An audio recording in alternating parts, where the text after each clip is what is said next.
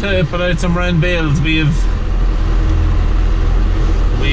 24 cows in a shed on a farm we've rented. It's an out farm, and yeah, I'm just going to put some round bales in there. I was down this morning and they almost had the mat, so I threw the last bit in, and I have to go down there and stick 5 bales out with them.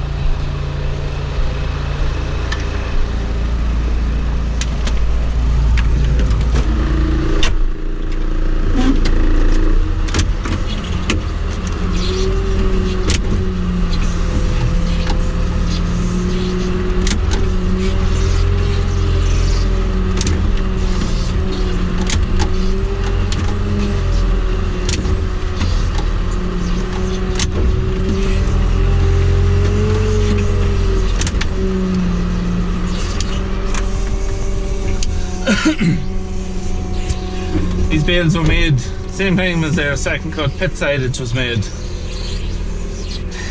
and the grass was fairly wet. Let's push that bar in. Try not to break the window when I'm on it.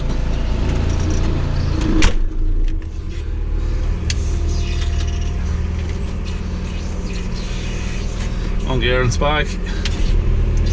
Yeah, it was fairly wet when it was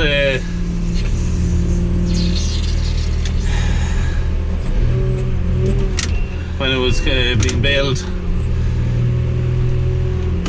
But it's made very good. Made very good bales of silage. It's nice quality.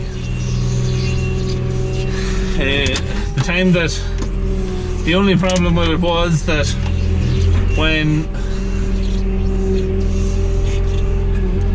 we got it cut and baled up, before we got it stacked, it started to rain very heavy for a few days afterwards, and we ended up having to.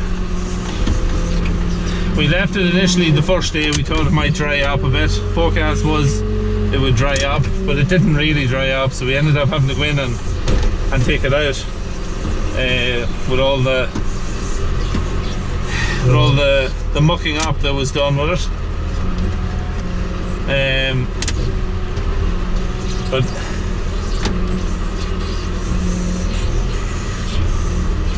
the biggest problem was that in the meantime, in the meantime the bales had went out of shape slightly, so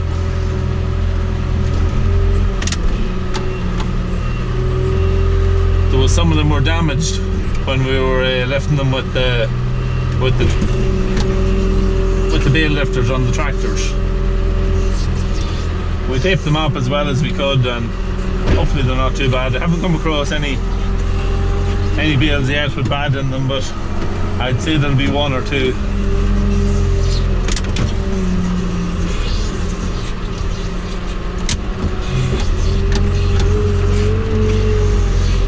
Yeah, everybody has different ways for taking the plastic and the net off bales.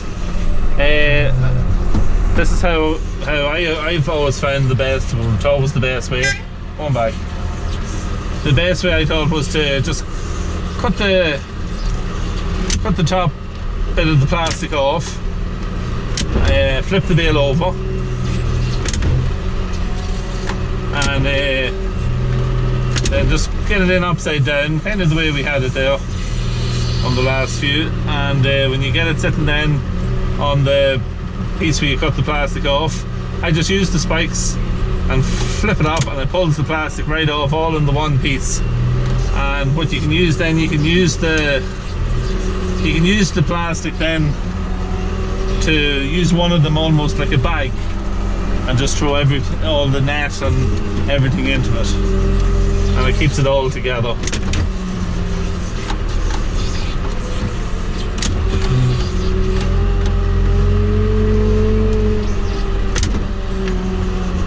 This is one of the bales here with a damage on it, so actually these two last bales, that's why I left them to the last. They both have damages on them and they've been taped up, so at least they're at the door, and should be able to scrape out. If there's a little bit of bad, we can scrape it out and do away with it.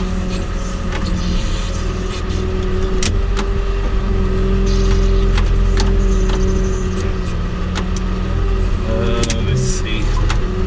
I move that bale just in a little fraction more.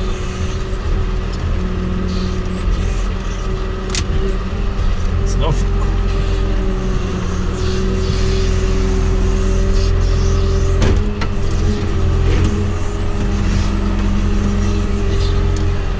Our bale lifter is our bale handler for the teleporter is McHale.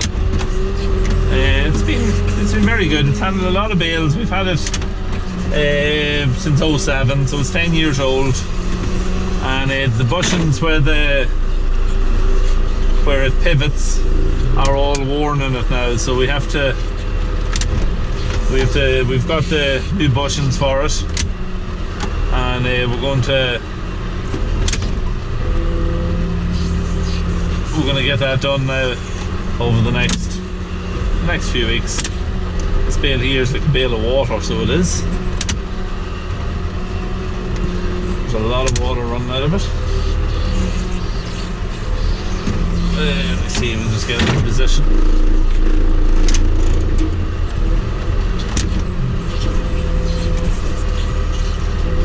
You have to watch here because the shed is quite low at this point.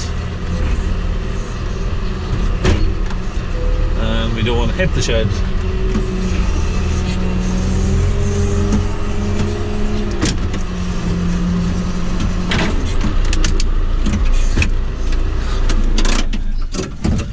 Now, let me see.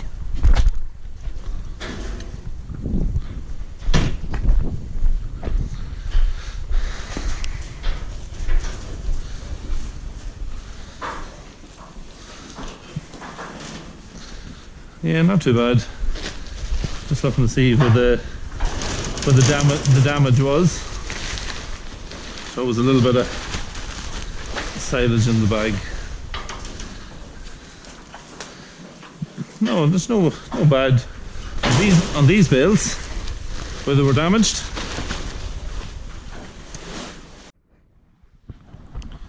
Yeah, so that's all the bales now in position. All 5 bales are in. The silage is a little bit wet, but there's as you can see with the light on, it's a lovely colour and lovely smell of it. And they seem to be going mad for it. The quality of it probably isn't that high, seeing it's the second cut, but for cows it won't really matter. All you want is for it to keep the condition that's on them and for them not to lose condition over the winter, so it'll do fine. Yeah, it's grand small shed, just a 3-bay shed with an 8-foot slatted tank underneath. We usually, as I said, like we usually have our weanlings in it, so it's a bit different to have some cows down here. Cows aren't due to start calving until the end of February, so we'll figure out which of them's due first. We have them all, the scanning dates is wrote down, and the ones that's due first we'll take them back to the yard, and we'll have the first 30 in our calving shed by early February, and then it's according then as they're being calved, and hopefully some of them may be getting outside if the weather suits, of course. We'll start taking then the rest of them up and in, so that's about it. I'm just finished here now, and I'll head on up and see what's next on the list to be done. Yeah, there's the bag with all the plastic inside it, so it's easy you can just grab it on both sides, lift it and take it with you, and whenever I'm down now in the next day or so, depends who Ben might, we usually, so whoever has time to go down, he'll come down and trust in the silage here. Whenever I'm down the next day or so, I'll probably have my van with me, and I'll just throw it in the back and take it home then for disposal. That's it. Thank you very much for watching, and I'll see you in the next one.